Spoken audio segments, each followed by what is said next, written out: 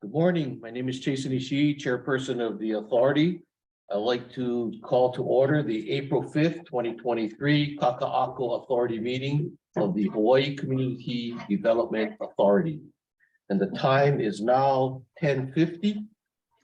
Thank you, Chair. In accordance with section 92-3.7 Hawaii Revised Statutes, the Hawaii Community Development Authority is holding today's Kakaako board meeting virtually on Zoom.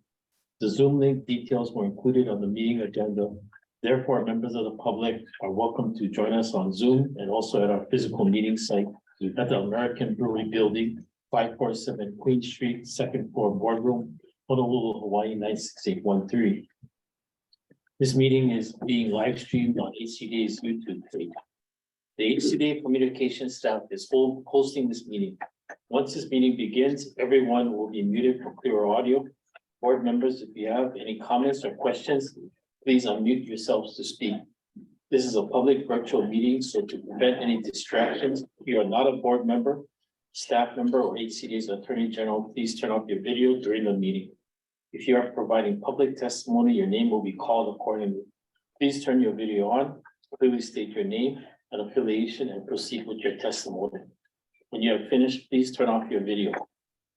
In accordance with section 92-3.7 Hawaii Revised Statutes, if the authority's ICT connection for the remote meeting is lost, the meeting will be recessed until the connection is restored. If the connection cannot be restored within 30 minutes, the meeting will be terminated and the authority will continue the meeting at another notice date. Thank you, Chair. HCDA board members, please remain visible and audible during the meeting. Also, please acknowledge you are present by either saying here or present. Let the record reflect the following members are present. Vice Chair Apo. Present. Member Higa. Present. Member Miranda Johnson. Present. Member Nasser.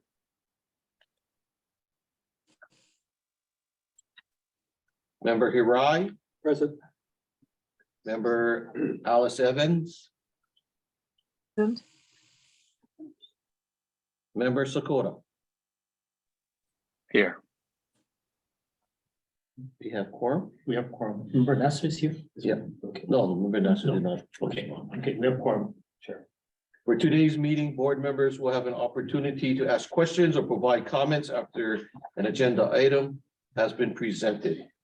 Individuals from the public who have requested to provide verbal public testimony on the specific agenda item are on standby and will be permitted into the meeting respectively.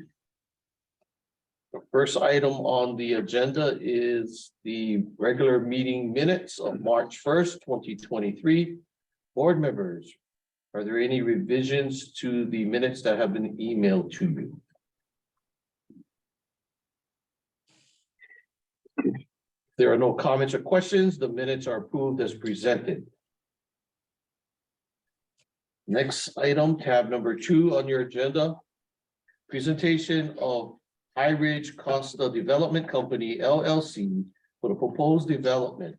A proposed Hawaii Revised Statutes 201 H-38 Affordable Housing Project located at 690 Pohokaina Street, Honolulu, Hawaii 96813. At Oahu TMK number 12-1-051041. Mr. Ryan Tam, Director of Planning and Development, will now present HCDA staff report.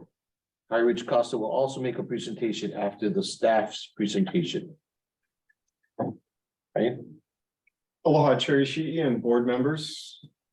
I will briefly summarize the staff report again so that we can let the applicant provide a presentation on the project details.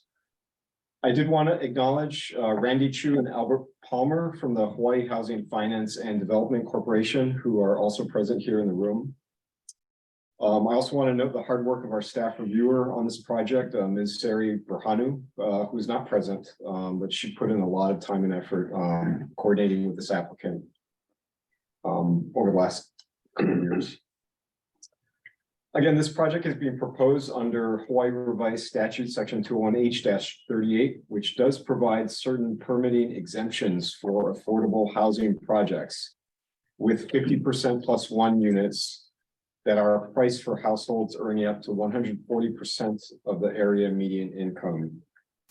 So while we are reviewing this project pursuant to the 2011 Mauka Area Rules, Chapter 15-217, the developer is technically exempt from our zoning rules and requirements. The applicant is processing this project through the Hawaii Housing Finance Development Corporation rather than as a development permit under our Mauka Area Rules. This development lot is currently the site of the Fisher Hawaii building and will also be the future site of a Department of Education facility. Mixed-use high-rise developments such as this one are allowed within the Pauahi neighborhood zone.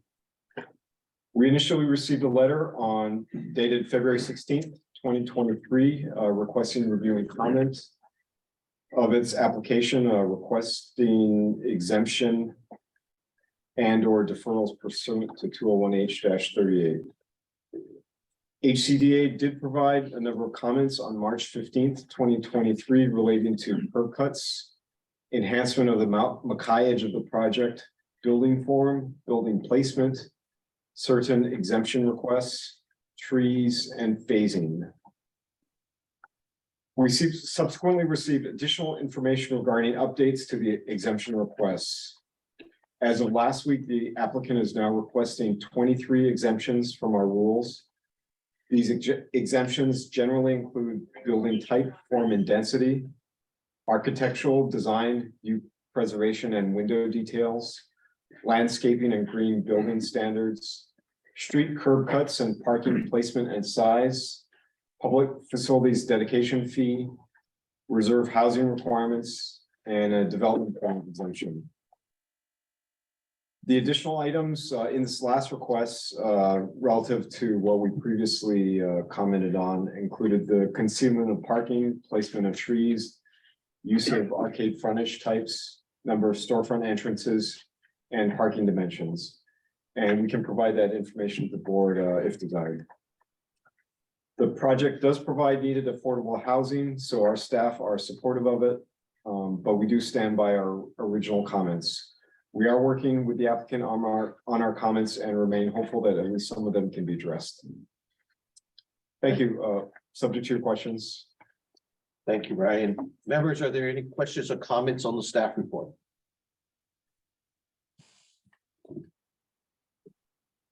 All right, at this time, Mr. Mo Mohana, President of High Ridge Costa, and Mr. Chris Duker of Forum Partners will now make a presentation.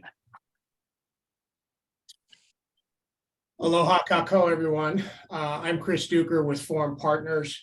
Mahalo Chair Ishii and Vice Chair Poe. On behalf of myself and my partners, High Ridge Costa, Mr. Mo Mohana, and Scott Settle, we're very happy to be here and mahalo for allowing us the opportunity to present this project. We're very excited about the opportunity here. I'm trying to share my screen here. Let me know when everyone can see it, please. Yes, Yeah, can see it. we can see it. Okay, super, thank you. So first and foremost for us, we approach this as we do all of our projects. This is really the opportunity for us to change lives for generations of Kama'aina. We take that to heart. We take that seriously. This is a 100% affordable housing project, and we're very proud of that. And we're excited to bring it to Kakaako. With that, I do want to introduce Mo Mohana, one of the partners in the project with High Ridge Capital, and High Ridge Costa is going to explain a little bit about their company and background. Mo? Aloha and good morning. Thank you for allowing us the opportunity. My name is Mo Mohana, High Ridge Costa Development Company. We are primarily a developer of affordable and workforce housing. We are a nationwide company. We've developed over 310 communities throughout 33 states of over 30,000 units. However, despite the fact that we are a national company, we have extensive focus in the state of Hawaii. Next slide, please. Thank you. As you can see, this is currently our communities with our partners, form partners, and ahead throughout the state of Hawaii. We are approaching over 3,100% affordable, ranging from as low as 30% area median income to up to 100% area median income. We have completed communities that have rented out with waiting lists. We have communities under construction, communities that are entitled. So we work very closely with the local communities, with local neighborhood boards. We hold our own community meetings. And we come to you today with a project that we believe we are very proud of, working closely with HHFTC on behalf of the state, having worked closely with the community and the community neighborhood board. We bring you the commitment of developing quality workforce affordable housing for families and seniors. Thank you. Mahalo, Mo. I'd like to introduce Scott Settle now with AHEAD Foundation and tell you a little bit about AHEAD. Aloha, Chair and board members. Thank you very much for this opportunity. My name is Scott Settle, and I'm the chairman of the AHEAD Foundation, AHEAD standing for Affordable Housing and Economic Development. We're a 501c3 nonprofit whose mission is to increase and preserve affordable housing throughout the state of Hawaii, and to lessen the burdens of government by working to provide financing for projects that might otherwise not be able to be built without the use and help of a nonprofit. Very excited about this project and being involved with these two great partners to bring 100% pure affordable housing project to Kakaako, where it's certainly needed. Thank you, and happy to answer any questions as this presentation goes on. Mahalo, Scott. Just a quick background on myself. Chris Duker, I'm the managing partner and founder of Form Partners, a developer here in Honolulu. I've been developing real estate for over 20 years. Actually, the last project I had within Kakaako was the Vanguard Lofts, which many of you know, where we did an adaptive reuse. Very excited. Most of my background has primarily been in market housing, sort of entry-level market, but focused on affordable housing now with these great partners, and excited to be working on this project. So for us, the opportunity, as many of you know, came about with HHFTC when and the state owning the land. Governor Ige had signed and dedicated this land to be put aside for affordable housing and for educational purposes. So in November of 2021, HHFTC had put out a request for proposals from developers. We got together and we're really excited about the opportunity and put our hat in the ring, so to speak. We approached it from a perspective of really wanting, again, to change lives for generations, maximize the amount of affordable housing that we could put on this site. Really wanted to create great public places. You know, a lot of people call it placemaking. I kind of tip my hat to Kamehameha Schools, and I think it's more along the lines of placekeeping, because you do want to acknowledge and embrace the culture and the history of the area, because this place, it's already been a place for many years. We're just re-embracing and reconnecting that through that. And then it was very important for us to connect with our neighbors and the community. It's obviously, Kakaako's changed a tremendous amount over the last 20 years, and it's really starting to come together through all of the hard work of Kamehameha Schools, Howard Hughes, and of course, HCDA. So we took this as a very serious opportunity for us. How we started out, we put together what we think is a best-in-class team, people that we've worked with over many years, and who have done quite a bit of work within Kakaako itself. So we've got, the developers we mentioned. We're working with 2 architects, SVA out of the mainland, RMA, great architect local here. Hawaiian Dredging is going to be our contractor. PBR Hawaii is helping us not only on the landscape, but on the cultural elements, and many others. So once the team came together, we really, as I mentioned, a lot of us had already worked in Kakaako and knew the area, but we thought it was important to go back and look at what has been done by HCDA and some of the various planning that has happened over the years. So we went back and sort of reviewed everything and made sure that, even though we knew we were going to entitle this under a 2-1H program, we wanted to adhere as best we could with the great work that's already been done. We also went back and, really took a look at, studied what, our neighboring developers have done over the years, and really look at the success at some of the areas, both with Kamehameha Schools and with Howard Hughes. Obviously we see our property, this 690 Po'okina, as a link between not only the rail stop, but the Malcolm Mackay linkage. So after we did that, we came back and recognized, the big components were the placemaking, placekeeping, if you will, the park-to-park connection, and how do we really create a great community of connectivity and landscape. The other element I'd mentioned is it's important to us because it's important to others that we embrace the mo'olelo and the history and the culture of the area. As I mentioned, we all know this is a thriving Kakaako now, and it's really changing, but it's been a community for many, many years. We brought in, as I mentioned, PBR Hawaii, Ramsey Tom's working with us. Po'okina Commons is our working name now. We have not determined if that's going to be the final name, but for us, we really want to weave throughout our architectural, our common areas. We're looking at different things, including Olelo signage, along with our English in terms of placekeeping, but also signage and wayfinding, among many other things. Where we came back and where we ended up is we have a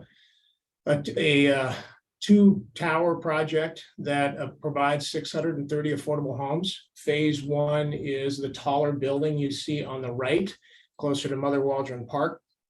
We have 431 homes in there. This is actually a unique affordable housing, and my partner Mo is going to share a little more about that. But it's a missing middle product. So we're doing affordable housing for that 80 to 100% AMI. It's 39 stories, 350 feet high. Phase 2 on the left is going to be a traditional LIHTC, low income tax credit project. We're doing anywhere from 30% to 60% AMI in that building. That's 18 stories and 175 feet high. Total, we have about 870 parking stalls, but of that, a portion of those stalls, 110, are going to be built, and they're going to be provided to the DOE, who we're subdividing off a portion, about 28,000 square feet along Mother Waldron Park. So the projects are totally separate. DOE at some point in time in the future will develop this site once they determine what it is they're going to build. But we are going to be providing 110 parking stalls within this parking podium here underneath the taller of the 2 buildings. One of the things we're really excited about, when we think about putting density on a site like this, it was important to us that we wanted to have an area, a community area, a plaza, and a promenade area. Again, trying to connect from the rail stop as you come down Keawe, and then down Po'okina to Mother Waldron Park, and then connecting down through Kamehameha Schools Increment 2 to the waterfront. So we designed the building such that they're set back, and we're allowed to create this 6,300 square foot plaza area, a promenade. We have about 5,000 square feet of retail on the ground floor.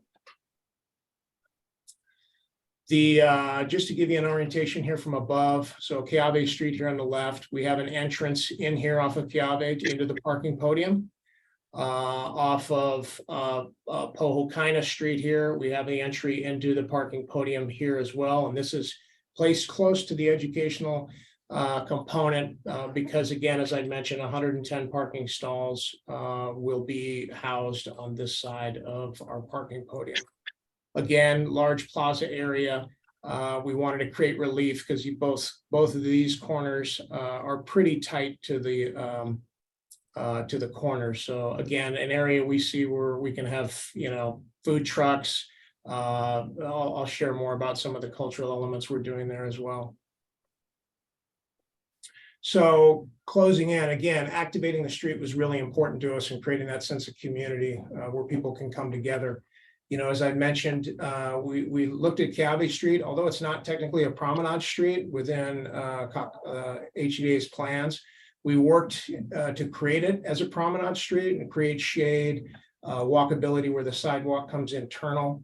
Again, here's that retail area, entrance to the parking podium, large corner plaza. We're going to have a water feature. We have a stage area, different outdoor seating. We really want to activate this, and this will be truly the pico of our kind of community and of this intersection within Kakaako.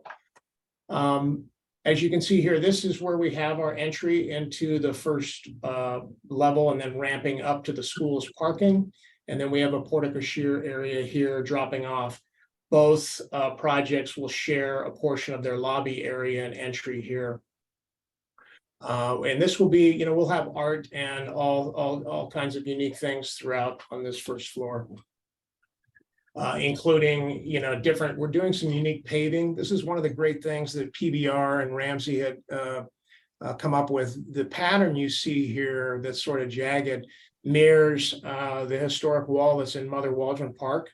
And we saw that as an opportunity to sort of connecting our block to the park and continuing on with that park to park dedication. You can see here a photo of that historic wall. And of course, as I mentioned, performance stage, mural art, and other great gathering areas. Here's another shot looking from sort of where H Mart would be, or maybe the center of the road. This rendering was put together before we'd had a chance to fully develop the area. So a lot of those things that I just shared with you have not been incorporated yet, but just gives you an idea of the scale and the area that you can come in. One of the other unique things we're doing is there's a community area here we've placed at this level so that it has the ability where people can come and be able to view down on the action of the street. If there's a show for some of our kapuna, if maybe they can't go down or want to have a better seat, they're going to be able to have the ability to be up here. And then of course we have our large podium deck for everyone in the community up top. Speaking of that, so this gives you a better idea of sort of the community areas that we've put in. This is obviously a corner plaza that's open to the public. This is the one I just referenced. It is open to our residents. And then we have this large podium deck that has shared amenities between both projects. And then, of course, up here we have another level that has greater views of sunset and the ocean.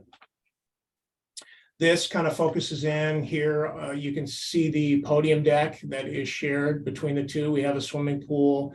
We have two large amenity spaces that we are in the process of programming. We'll have a fitness center. We'll have breakout rooms and places for kids' birthday parties, things like that. We'll have outdoor barbecues. There's a play area for children, a playground. We have a bark park and a dog wash. One of the other unique items High Ridge has done throughout many of their communities that we're incorporating here is a community garden area. It's been successful at bringing people together, and it's also nice when people can grow their own vegetables and food. Backing up, this is a pure rendering looking. You can see Mother Waldron Park to the right, the school facility or what may be the school facility, and then our project. This is looking more Malka West. In terms of who our residents are going to be, one of the great things about this project is because we have affordability between 30% AMI and 100% AMI, we can really cover sort of a whole continuum of affordable housing, anywhere from retail workers, through educational administrators, and you can see the income range here. So we're proud of that and excited about that. That was very important to HHFDC, and that was one of the things we made sure we wanted to incorporate within the plan when we submitted our proposal. As I mentioned, the continuum of affordable housing, you can see here on the right, again, this is that missing middle, the 80 to 100% AMI, and then the Light Tech project here, the 30 to 60. I'd like to ask Mo if you could maybe share a little bit of insight on the missing middle and the Light Tech, if you would, please. Sure. Thank you. First and foremost, to clarify, the range is from 30 to 100%. There will be a recorded covenant by HHFDC against the property to make sure that these rents from 30 to 100% are affordable rent and income for a minimum period of 62 years. So that's kind of an important notation here. In working with HHFDC and other state agencies over the last couple of years, the discussion of addressing the missing middle has come up several times. The current HMMF bonds, along with federal tax credits, state tax credits, and what is known as RHRF, revolving housing rental funds, have been the key driver of production of nearly most of the affordable housing that are 60% or lower in the state of Hawaii. Those federal tax exempt bonds are based on population count and are from the federal government. Therefore, there is a cap that the state of Hawaii and any other state has each year. Those bonds have been oversubscribed for the last 2 years, and we expect them to be oversubscribed as well this year. So the number of affordable housing units that can be produced is capped due to no fault of the state of Hawaii. And no matter how much RHRF money or otherwise state credits can be put in, without the federal tax exempt bonds, there can be no additional production. In addressing the 80 to 100%, the state added another tier of RHRF, revolving housing rental fund, called Tier 2, to serve those up to 100% AMI. And that was rolled into place last year, the first round. And this is the first project to be working in that direction. It is also the first project that is not using any of the state ceiling cap tax exempt bonds. The taller building, the missing middle, will be used, you'll be using 501c3 tax exempt bonds. Those bonds provide for significant financing for this affordable community, again, without utilizing a single dollar from the bonds and the sources available for the 60% and lower. To put demand into perspective, 60% or lower, our most recent completed community for Ohana, for families up in Kapolei, had 143 units available, and we stopped taking names at 999. There's currently a 5 to 7 year waiting list. When we studied the market specifically in Kakaako to understand the need for 80 to 100%, the market analyst company Zonda, which is a national company with specific expertise in Hawaii, did not even find the database. There is nobody building for that demographic. And it turns out that the demand for that demographic is overwhelming. A recent Alice report update, people with limited assets for the state of Hawaii, indicated that over 30% of the population is between the 80 to 100%. So this community will be serving, aside from those that are at 60% or below, those that have good credit, have income, but are either living 3 or 4 generations in a family home, or are leaving the state of Hawaii and creating the brain drain that we are all talking about. So this is a very unique opportunity that we're presenting here. The concept of the shared common areas is to create social integration between the two communities. It will be managed by a single property management company. Greystar is the intended property management company. That will create social programs, as we do with many of our communities, and activated the deck areas and other common areas to create a sense of community between all the residents. Thank you. Thank you, Mo. From a schedule and outreach standpoint, I'll give you a little bit of background. As I mentioned, the RFP that came from HHFDC was in November of 21. We were fortunate enough and were selected, and our plan was selected in June of 2022. Right after that selection, as Mo had mentioned, the new RHRF Tier 2 was made available, and we submitted right after we got final approval from HHFDC. We were very fortunate and were awarded $67.5 million in November of last year. We immediately began working on our 2-1H application. And we're working through that now. Obviously, our hope is that we would have 2-1H approval from council this May, if everything works out, and then we would be submitting for our our LIHTC application for the smaller residential building in February. Hopefully, we receive an allocation on that in August of 2024. And then we would begin in earnest construction in 2025 and hopefully be totally completed in 2028. So we've really, as we all know, these things take a long time, but I think we've been on a really fast track schedule, and kudos to HHFDC, also HCDA staff for helping us move this along. It's taken a lot of effort, and really appreciate the team effort. We have done quite a bit of outreach, as Mo had mentioned earlier. We went to the Kakaako Neighborhood Board meeting in November. We actually hosted a town hall meeting, and we sent out over 5,000 invitations to all of our surrounding property owners. It was a great meeting, well attended, and we've had very, very good support. Obviously, affordable housing is needed, and I think a lot of people also appreciated some of the things that we're doing in the design with the corner and the landscaping and the plaza areas, et cetera. With that, though, it all comes back to, for us, it's really about the affordable housing that we all know is such a huge problem for us all here in Hawaii. And we really believe that this project and others like it are going to be able to change lives for generations of Kama'aina.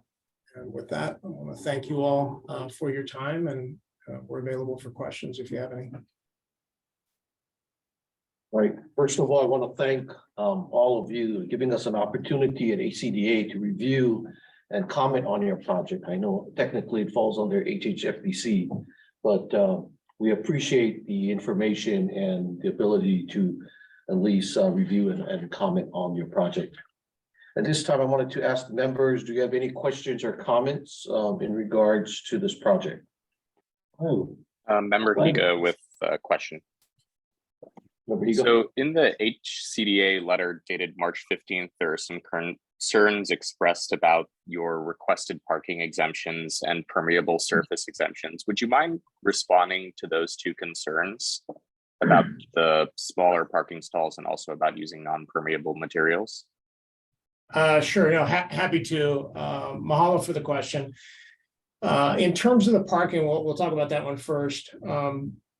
One of the things that we wanted to have the ability is to, if we need to have the stalls, no matter what, we want to build the stalls to the current code required by DPP.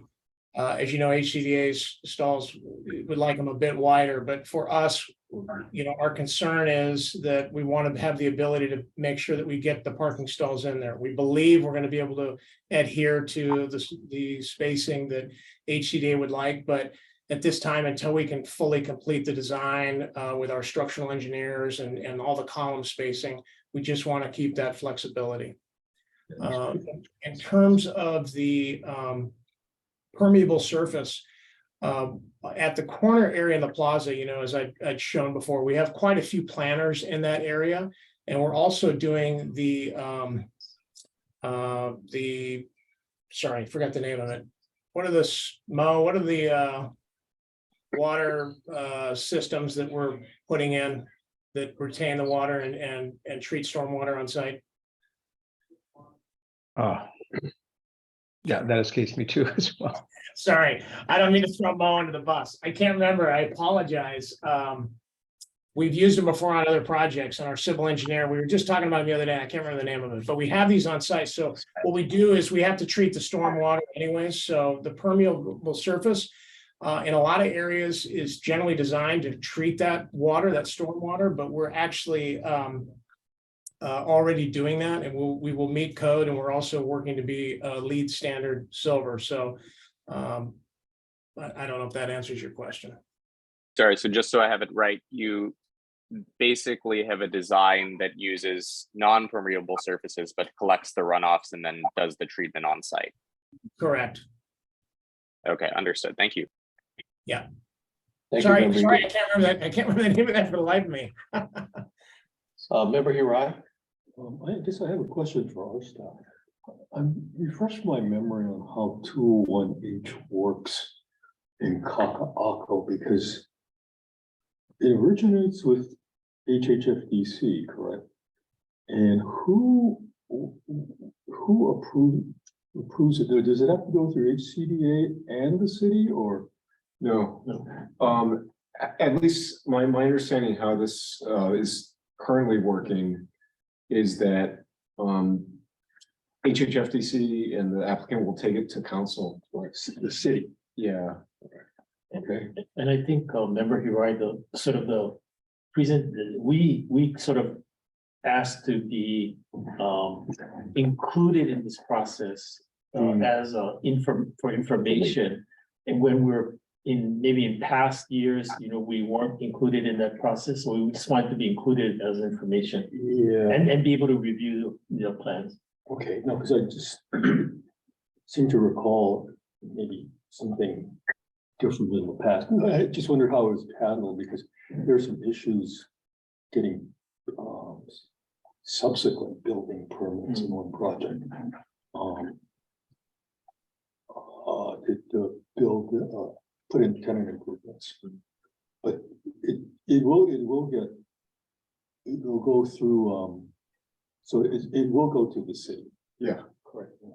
And I think that was actually the genesis of it, member Hirai. In the past, when 201H applicants did not come to us for review, we didn't have the building permit set. So when the commercial tenants came to us for review of the tenant improvements, we didn't have that set. So I think that's something that was put in place very recently. And I think it provides an opportunity for staff to comment on it as they have in this one. And a kind of a back and forth iterative process with the applicant. Which that was one of the things, as I mentioned earlier, it was important for us. I don't know technically if we actually needed to, I don't think we did, but it's the right thing to do. We wanted to come in and work with the staff and as I mentioned earlier, as best we can adhere to the rules, we wanted to do so. We only asked for examples where we really felt we needed to do them in order to build this much affordable housing in the context of what we come up with. So other than disclosure, do they need action from HCDA? No action on our part. Yeah, so we did provide a comment letter, to actually 2 comment letters to them. Yeah, no, there's no action to be taken in the right. Then, I don't know if they mentioned, but this is a state lease project, right? It's HHFDC is leasing it. Correct. This is a state-owned property, and this will be a 75-year land lease. And you're going to do a condominium property regime, is that correct? Correct. To each building needs to have its own separate legal ownership structure due to the financing structure. The 30 to 60% is what's called a single-use limited partnership. That is a common ownership structure for tax credit affordable housing communities. The other building, which is kind of the first of its kind coming up here, by the name 501c3, will be wholly owned by a qualified local nonprofit 501c3, which in this case is Affordable Housing Economic Development Foundation. Scott Settle is the chair, and he's online as well. I would just add, I would add one element. I think I mentioned it in the presentation. The entire property is about 90, I think it's 6,000 square feet. We are subdividing the school educational component off for the DOE. So we're doing a bulk subdivision right now for 28,000. So that will be separate, but they will own the stalls through to the condominium property regime. That's a subdivision through the city, is that correct? Correct. We're in process now. Okay, there was a memorandum of agreement at one point in time with respect to Coral Street, the Coral Street extension. With the city to effectuate a swap somewhere down the line with respect to the school. I think we had heard that. I have not seen anything, and perhaps somebody from HHFDC or even HCDA might know. But for us, just because they're on a different schedule, as you may know, or I'm sure you recall, prior iteration of this project many years ago had the DOE component really integrated into the project, which is one of the reasons it was sort of delayed and never really came to fruition. So it was important, and HFDC did a great job and sort of separated it so that they could each move forward at their own pace. So in terms of the Coral Street, we do not know. No, yeah, the subdivision effectively allows the residential component to be the only standalone and the only thing being designed and presented before you today. The remainder of the site is not part of nor related to, and any impact on Coral or Waldron Park will be at the time, should the Department of Education move forward, but we have no effect or impact on Coral or Mother Waldron Park. I think HHFBC may want to see if they can find that memorandum. Sure. Okay, thank you. Any other comments from any of the members? Executive Director, any other comments? No, Madam Chair. Member Apple? Yeah, this has to do with a longstanding, my question, a longstanding curiosity about parking stalls and space allocation. It's not directed to this specific project, but what are some of the challenges in determining size of the stalls based against the length and the width of a vehicle and turning radius? And especially, you know, some high-rise garages have more pillars than others. Some, every stall, there are pillars. And you go in these buildings with a lot of pillars and you see a lot of damage on the pillars. Can you comment on that? I'm just curious. Well, on I what know the challenges are. Yeah, no, that's a great question, Vice Chair Paul. I would say, you know, usually when there's a lot of damage on the columns, there's some damage on those cars driving around the city for sure. Yeah. You know, it boils down to a lot of how the buildings are designed from a structural engineering standpoint. In the case where you have parking garages that don't have a lot of columns, like I think at 801 South Street, the great project that, you know, Dredging built there, Marshall Hung developed at the old advertiser site, because there's no residential towers above, meaning like it's a podium, they're able to do a long span garage where you get big wide open areas. Those are great for parking, but you really need to have really large sites in order to do that so you can separate parking from the residential. Generally speaking, for us at least, I think most developers, as you design these high rises, your column spacing is about 27 feet apart. So you usually get 3 stalls in between the columns. Where we're sort of asking for a little bit of relief on this, we don't know yet how thick our columns are going to be until we fully design. And the columns protrude into the space a bit. So I don't want to get too technical, but basically they get a little tighter when you have residential above. And given that we have this tight site, and given the fact that we wanted to make sure we had these common areas and this plaza, it just lent itself that we had to develop the towers above the podium, and hence, you know, where we are. I hope that answers your question. Yeah, Chris, can you explain also the fact that we have a podium deck and the buildings were pushed to the side intentionally, and therefore, as you said, there's a large portion of that parking deck that the buildings are not built on top. So those columns are only on the sides, and we push the open area. So that issue that Chris described with the columns, there's a significant number of parking spaces, the bulk that are in the middle, that don't have that issue because there's no residential towers on top. So perhaps we park the compacts on the sides and we have the not so compacts in the middle. But once the detailed working drawings are created, it's our intention as an owner, long-term operator, to really facilitate these issues to the residents that are there. So as much room as we can stretch, we will definitely work to do so. Thank you. Thank you. I've been curious. Thank you. And then for the record, Member Nazier has joined us at 11:26 a.m. Member Uri? Sorry, I have a follow-up question. I'm the DPP designee on the board. What's the status of the subdivision request for the school property? Has it been submitted yet? Yes, it's a great question. Thank you. It's funny you asked because it's been submitted. I just got an email yesterday from our engineer, civil engineer, David Bills, asking us to clarify a few things. So it's already gone through its first round of comments, balls in our court. We've got to address a few things and then it goes back to DPP. My understanding of the timing is we're expecting and hopeful that it will happen within the next, assuming we answer the questions that were asked in the next 60 days, I think, for the bulk subdivision. Maybe even 30. I mean, I'm just curious. Yeah, Member Sakota. Yes, thank you. My question is pretty general, and I don't have a really strong background in sort of affordable housing finance, but we've, as on the board of HCDA, we're seeing sort of this reserved housing projects going up like Ulana, right? Where it's sort of a fee simple buyer coming in, individual fee simple buyer coming in.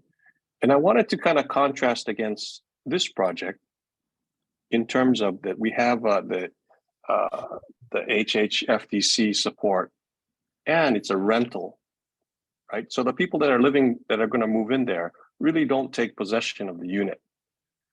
And my question is really sort of where in running these rental affordable housing units, my perception is that there's a gap in funding, so that there's a cost of running the building and building the building, and that has to be covered. It's either being covered by some sort of government funding, or like you mentioned earlier, it's a tax exempt bond, et cetera, reduced funding for the developer.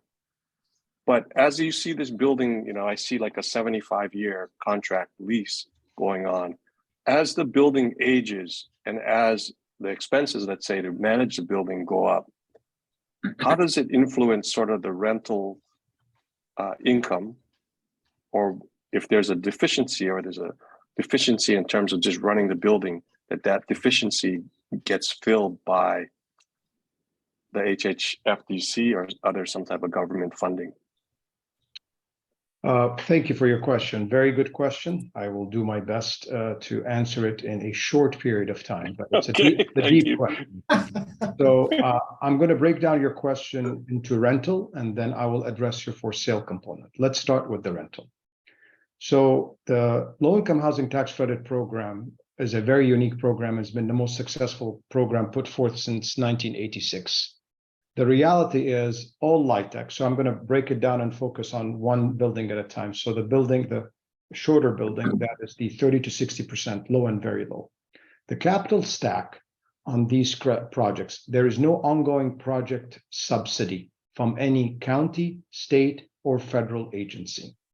The incredible thing about this program, of which the reason we have went and have developed over 300 communities nationwide and are able to retain them, is because all the costs and sources needed to make the project financially feasible for the long term are there upon completion and stabilization of the community. And these projects are financially feasible for the life of the project. How does that work? Again, trying to be brief. The reality is affordable housing communities do not benefit from the same advantage as a typical market rate community that sees unfettered increase in market rate rents as the economy goes up and so on and so forth.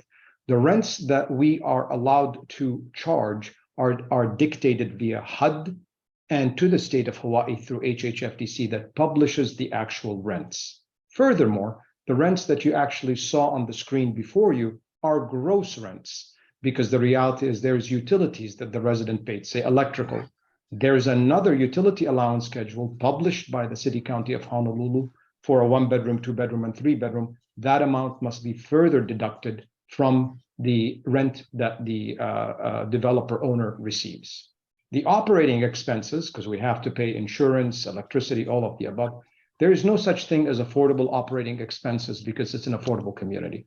The manager must be paid fair market, all the services, so on and so forth. So the operating income hence is limited, and there is leverage. We do get financing via tax exempt or so on and so forth, but it's sized to what the community can afford to pay, and it's sized for 30, 40 plus years. The tax credits come in a very unique way along with the RHRF to cover any other costs, because again, we are not getting any of the benefits of upward. On long-term and maintenance, and we do invite you to take a look at any of our communities nearly across the nation. The program itself allows us to refinance every 15 to 18 years. That refinance, as required by most lenders, there's something called a physical needs assessment report. There's a couple of names to it, but generally the needs assessment are assessed, and before you can refi and pull out any proceeds, all such proceeds must be first reinvested into the community to address any physical needs and refresh it. Furthermore, HHFDC, through the revolving rental housing fund that they have a certain set of requirements in order to make sure that the property remains in compliance, both as to quality of maintenance as well as the rents. Most tax credit projects, actually, there's something called a non-compliance, and that's a horrible word for anybody who does these communities, because if you get a non-compliance certificate on any tax credit project anywhere in the nation, it may limit your ability of submitting and working anywhere in the nation. And that can be issued for deferred maintenance, by the way. So these projects, unlike many markets, there's a lot of compliance issues that have to be done, including very strict rules on the residents that are in the unit, because it's based on, is it a family of 2, 3, or 4, and their income is assessed. Someone can just suddenly, if you add to it, it's non-compliance, and we as an owner get hit. The same set of rules, the same capital stack, everything I just described translates to the 80% to 100%. No ongoing rental subsidy or operating subsidy from any agency. We use a very unique type of financing that doesn't include any federal or tax credit equity, and only includes revolving housing rental fund to complete that stack at amounts that are comparable to the LIHTC, yet again, the project is financially feasible long-term. To your question on ownership, the entire spectrum is needed. You need people who can only afford the 60%, which is not enough for a mortgage payment. You need people who are between the 80 to 100. What we have done in our communities working with local service providers is actually provide financial planning for our residents. Because the rents are limited, even if their income increases, there is an allowance for them to continue living there, yet be charged the lower rent. We have found that a number of our residents, because of, as you saw, the amenity package, they're not going to leave for the pleasure, if they can even find it, of paying market rate rents. But we actually do, through financial planning, work with them on their credit and work with them on savings to save the down payment. You hear a lot of people, especially the 80 to 100%, as it's getting close to a mortgage payment, but they can't afford to save for the down payment. So we work with them. The third leg of the spectrum, which our company does, is affordable for sale housing. However, the resources available to offset that are limited, and therefore you don't see as much. But there are projects that are starting to come on the platform here in order to continue that spectrum. You need the 30 to 60, you need the 80 to 100, and you absolutely need affordable for sale housing, which is a third component being addressed right now within the developer community in Hawaii. Thank you for your question. Okay, Thank you. thank you. There's going to be a test later. I have a question. Member Miranda Johnson, I have a question. So does the BOT review these exceptions as well? Do you know?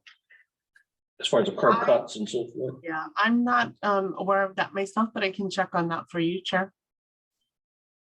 Do you know if they do that? Other than being Kakaako and HCDA, typically in a place like that, it would be the city. Because It'll be the city. yeah, it's not a state It's not highway. a state, okay. Perhaps City DPS. DPS. Okay. DTS and the city Yeah, DTS. traffic, DTS will look at it. DPP traffic review branch. Okay, thank you. Any other questions, members? Is there any public testimony? No. If not, thank you very much Thank for you. your presentation. We really appreciate it. And again, for the ability to review and comment. We thank you very much for the opportunity to present, and as we express to staff, first thanking them for their time and effort and the open dialogue that was had with staff. We try to explain why certain approaches we think work better for the design, but we do want to make sure that we are committed to continue working with HCDA staff as we are developing the detailed working drawings to address as many of their concerns or to explain why, why it works in a different way. But we do appreciate their openness. We do appreciate the collaborative approach with which they used, and we look forward to continue working with them. Yeah, Thank you. I just want to add Ryan and everyone did a great job. This was a big push at the end and everybody rushed, so mahalo, very much so. Mahalo, everyone. Appreciate Bye-bye. Thank you.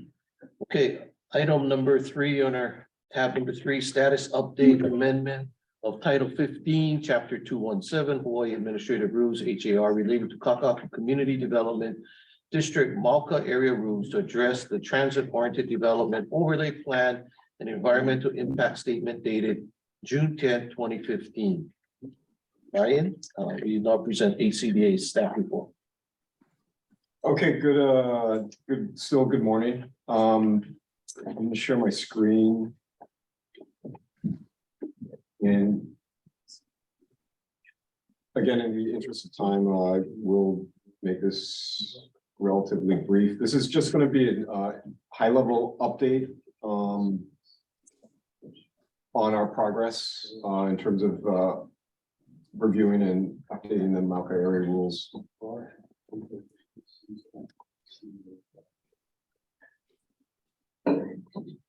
Okay, again, the objectives of our amendment to the Malka area rules, we did present this, a lot of these slides back in December. Again, our objectives, we are trying to streamline our processes, promote livable, walkable communities, and most importantly, adopt incentive zoning to promote the provision of community benefits. So that's what we're going to start with in this presentation. So in terms of incentives for achieving community benefits, we would allow larger projects, more density, as we call it, in exchange for public benefits such as open space, plazas. This strategy was studied in the TOD overlay plan, the subsequent EIS, and it was also recommended by the Kakaako Affordable Rental Housing Task Force that was created by this board back in 2018. And just as an example of what an incentive is, HCDA used to have an incentive, used to have a workforce housing bonus that was 218-55D, which actually was repealed in 2018, but that was 100% bonus for workforce housing. So that's an example of a bonus that you're giving to developers in order to create the housing. So the incentive zones in this update would be applied to the areas in purple on the map that you can see here. These areas, these zones were identified in the TOD plan as offering the best opportunities for redeveloping with incentives. So they include consolidated properties or properties that may be consolidated with one or more owners. They also include properties with a low improvement to land value ratio. So basically a high redevelopment potential. They do not have significant encumbrances or recent developments. Again, this was done a few years ago. And they are located within the Malka area. We are looking at maximum floor area ratios of 6.5 to 10, and this includes parking. So this is one of our other changes. And it would be voluntary within incentive zones only. So again, floor area ratio, that's what we use to control density and basically the size of buildings. That's the floor area divided by the lot area. So in these two examples, you can see when we give a 2.0 FAR bonus, that's in the middle, that's the additional area in blue. 6.5 FAR, that's 6.5 times the floor area.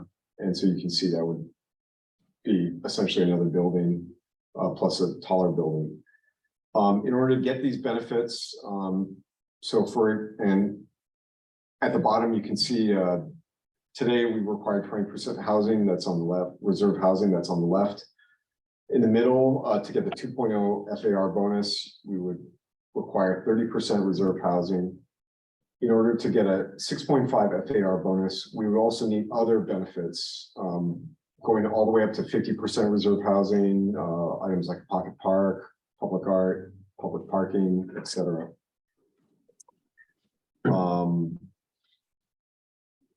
Yeah, so in the example on the right, the number of reserve housing units would be another 357 reserve units, plus another 518 units. So for every additional unit of market rate housing, we would add another 2 units of reserve housing. So that's the example on the right. And it will also go up from 25 to 65 floors of development. Just these next 3 slides are just more specifically the benefit incentives that we're proposing in the different categories. So again, this is additional FAR, additional floor area. For column on the left, that's live work, reserve housing, anywhere from 35% to 45% housing. We give 3, 3.5 or 4 FAR. Again, micro units, 45% micro units, FAR 4.0, light industry, 0.3 FAR or a 10-foot higher podium, and then other benefits for green industry, urban agriculture. On the right, you can see smaller FARs for things like public art or public open space. This next column on the left is would be benefits for environmental, so LEED or WELL certification. So these are for sustainability, 0.5 to 1 FAR. Also emergency resiliency, aspects like shelter hardening,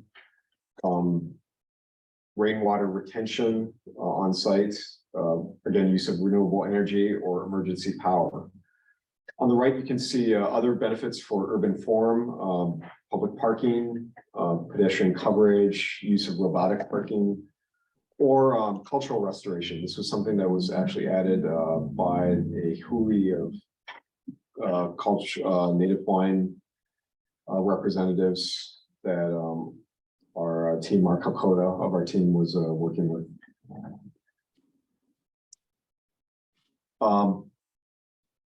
There are a number of other benefits for public facilities that would be provided, such as a public garden, dog park, pavilion, play courts, educational facilities, or farmers market, et cetera, halal, community nonprofits.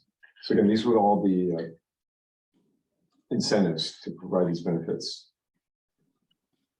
Tied in with these incentives is also parking reform. Again, we found previous studies that staff have worked on as 25 to 30% of parking is underutilized. Again, this parking, the amount of area that we could use for parking, that all structure could be used for housing or for other commercial developments. So what we'd like to do is to actually include parking in our FAR calculations. Currently, it's separate. We would include it and actually allow developers to make the trade-offs to allow floor area to be reallocated to other purposes. So they would be able to identify the value of it. Again, the gross parking FAR that we found in Kakaako is about 2.2. So by adding, increasing the base FAR from 3.5 to 5.5, that should basically keep them in the existing, keep it the same. Other things we're doing is streamlining some of our permits. expanding the use of rules clearance. So this is kind of a lower level review of permits. Previously, it's only available to developers on smaller lots. We now make it available to all applicants as for minor actions. We want to try to add zoning clearances, which we currently have a way to provide, but it's to support our liquor licenses. Adding a renovation permit that would allow modifications to existing structures rather than going through the full improvement or development permits. And then also adjusting our permits to create a temporary use permit for up to 14 days. The other kind of evolution that we've had since we last presented in December, we talked about increasing the height limits for consistency. We talked about Waterfront Plaza up to 400 feet, Sheridan also up to 100 feet. Previously, we also wanted to increase Central Kakaako up to 400 feet. That's the area in pink in the middle. At this time, I think we're going to keep it with the existing height limit of 65 feet. Preserving the form and character of Central Kakaako has been a fundamental part of all the plans and planning efforts and environmental studies that have been done over the last several decades.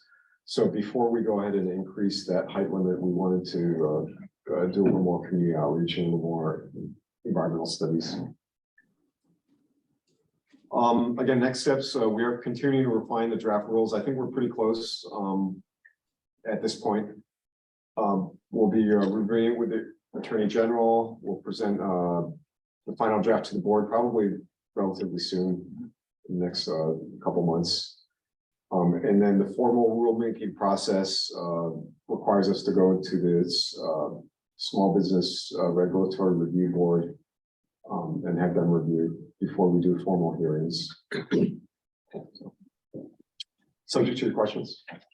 Any comments on the update? Question, this is the overlay that was done in 2015. 2015. Right, correct.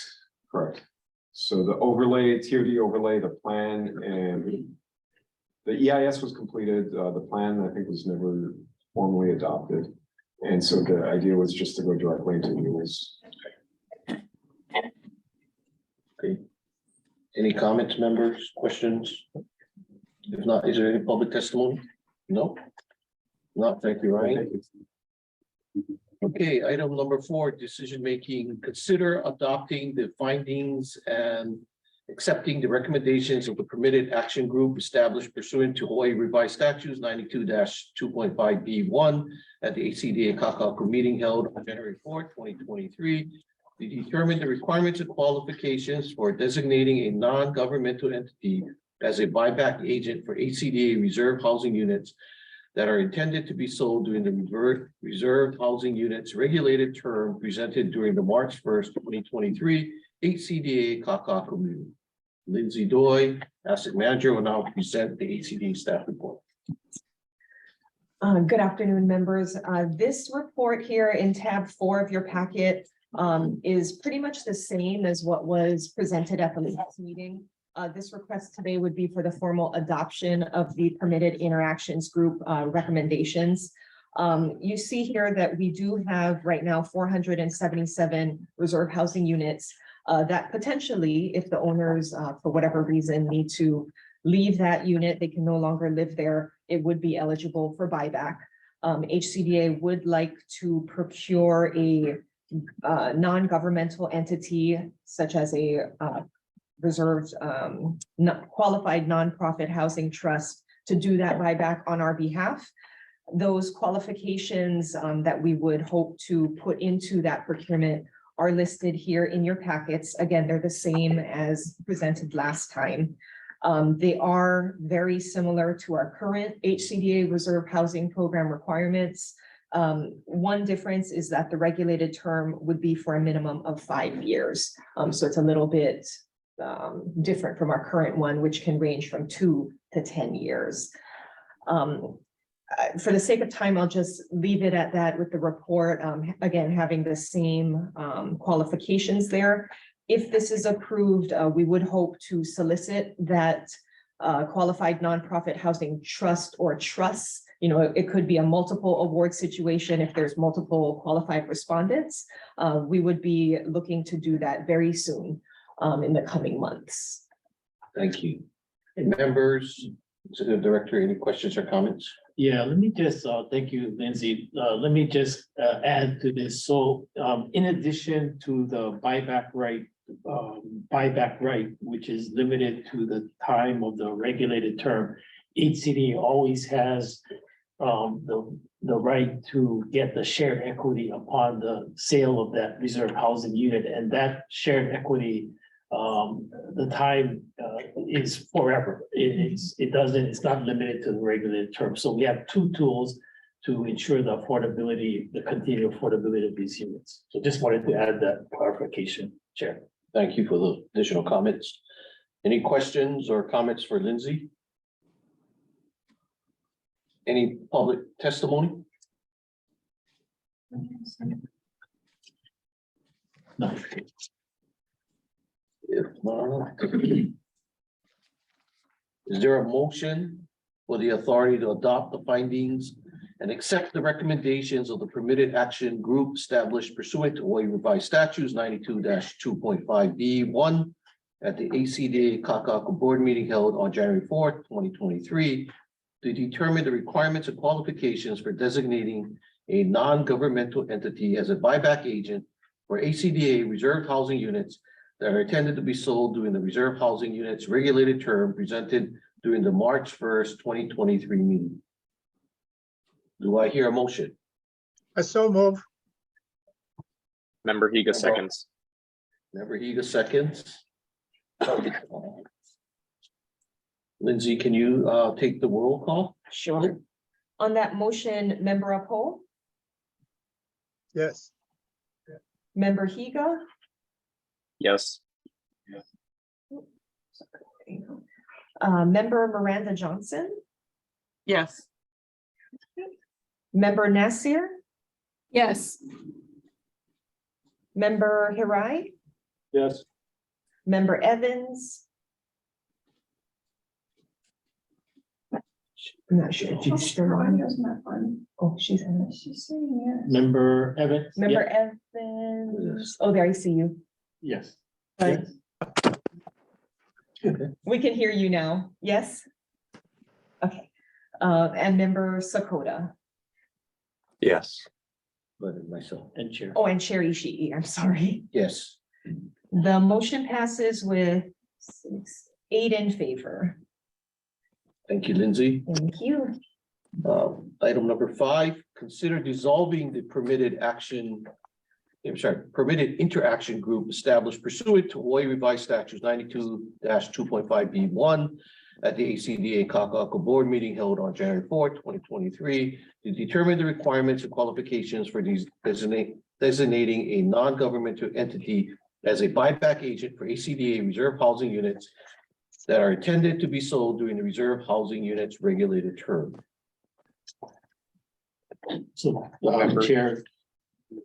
So Chair, this is, members, this is just a action to, since the work of the permitted interaction group is concluded and the recommendations of the permitted intergroup have been accepted by the board, it's necessary to dissolve the permitted interaction group.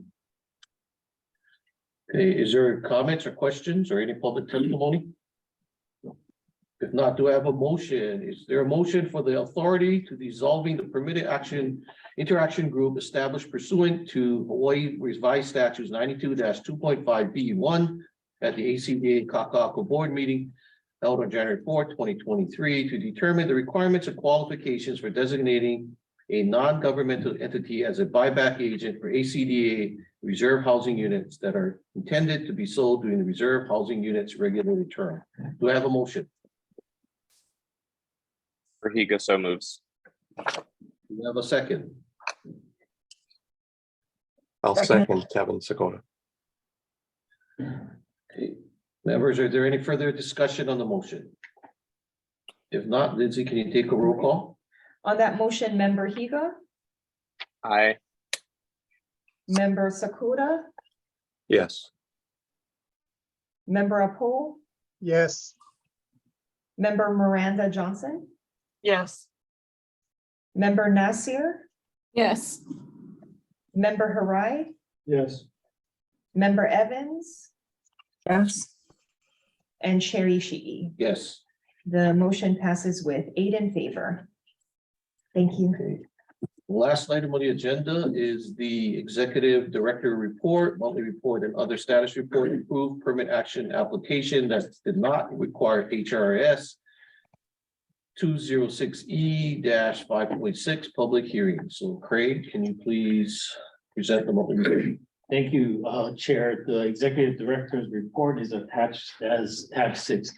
I'm gonna kind of go over a couple of the highlights of this one and for the board's information. The first is in Roman 2, asset land property management. On March 31st, HCD closed on the acquisition of the two 10,000 square foot parcels located on Queen Street and Kauai House Street, known as Block P. We acquired that from Howard Hughes of Victoria Ward. The next step for that is to start looking at affordable housing development options for those two parcels. In the meantime, asset management, Lindsay and her staff have in place and are procuring right now a third-party property manager. But in the meantime, Lindsay and her staff are available for property management and have procured repair vendors should the need arise. Lindsay and her staff have also met with the tenants on the property, and they've been informed of the transition.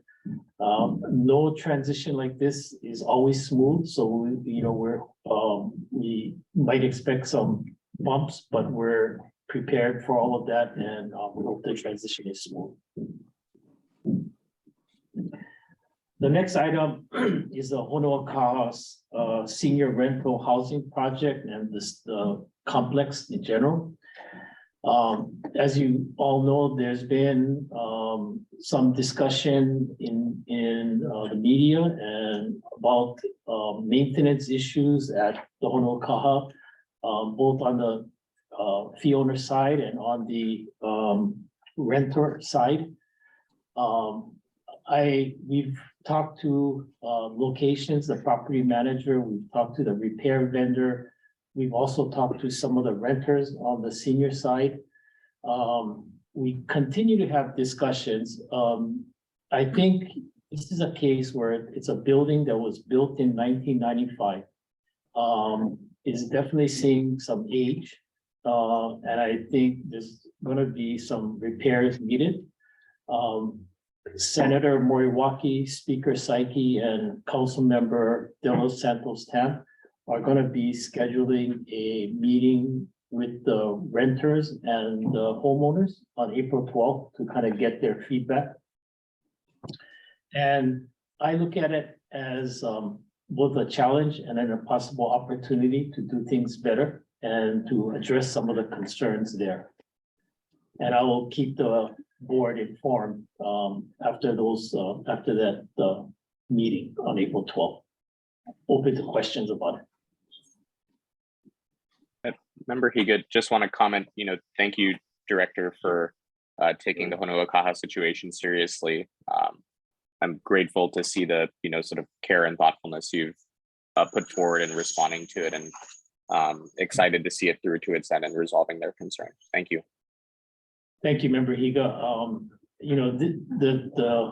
The concern for the project is really shared by not just myself, but the entire asset management staff, the ASO staff.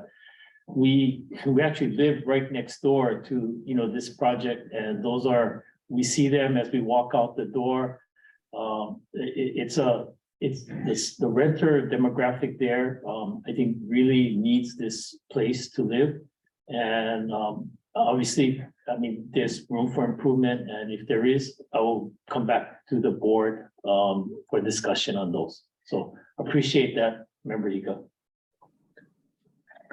The other things I just wanted to highlight is at Kolawalo Park, there were some bare spots in the sod, so Lindsay had her landscaper go out and replace the sod. We had tried to do a do-it-yourself project there and replace sod, that never really happened, so we left it up to professionals to do. We tried though, we tried to get sod and go up there. The Kolawalo Park improvements, the dog park is proceeding. We're in the design phase right now. We hope to get that done maybe December of this year. I think we'll find some very interesting placemaking and wayfinding features of that dog park. This is consistent with some of the feedback we got from the Native Hawaiian, Hui, which member of PO was on, along with some input from Kamehameha Schools, the Office of Hawaiian Affairs.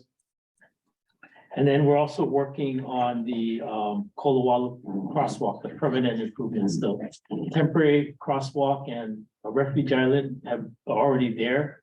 To my knowledge, it's working. And we hope to get the permanent improvements with the flashing beacon in place. And we're looking to complete that sometime in July, August, notwithstanding any kind of supply chain issues. Just one other commentary. I think we're still 1 month away from the end of the session, about a month away from the end of the session. It's been an interesting session. I'll have a little more updates towards the end of the month. Thank you, Chair. Thank you. Any members, any questions for Executive Director Nakamoto? Thank you for your hard work throughout the session, and it's been a very, as you worded, an interesting session, so I'll keep it there. Any public testimony? If not, thank you for those who joined us on Zoom, in person, or via YouTube. This concludes our business for today. The meeting is adjourned and the time is now 12:11. Thank you.